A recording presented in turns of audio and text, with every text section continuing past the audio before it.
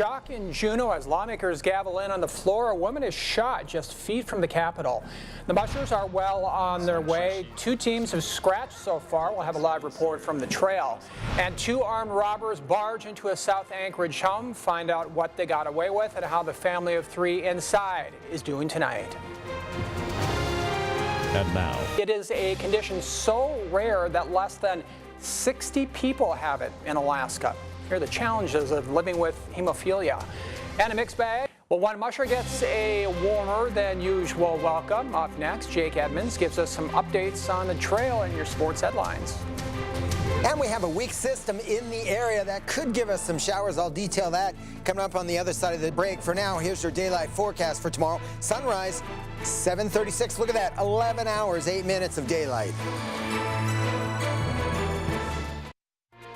Thousands of Alaska jobs are in jeopardy as oil companies and the state work to survive falling oil prices.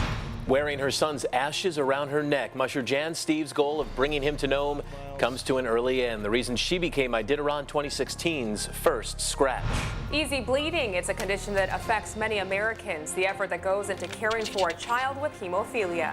And remembering a famous first lady. Hear from this Alaskan about his time working for Nancy Reagan. and now, first in Alaska. When we come back, a first-hand account what it's like to work for a first lady. An Alaska resident looks back on the life of Nancy Reagan.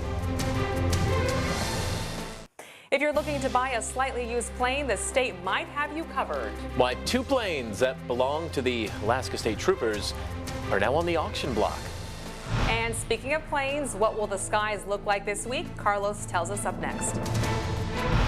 Hi, I'm Rachel Penton. I'm Megan Mazurek. Tomorrow on Daybreak, meeting more than 175,000 people from around the world. How you can volunteer with Visit Anchorage on a Travel Tuesday. And visit the Easter Bunny while traveling along the Cook Inlet. How you can get tickets for the upcoming Easter train. It all begins at 6 a.m. on KTVA 11's Daybreak. Going above and beyond in the classroom. KTVA's Teacher of the Week isn't afraid to show her students the love. We head to Begich Middle School to learn the secret to her success. We'll have that when we come back. Well, a surprise for one Anchorage school today. A part of their school that had closed is back open, and thousands of students are happy to see it. Alaskans may soon feel the burn. The Democratic presidential candidate looking to win Alaska voters now setting up shop throughout the state. On Wall Street.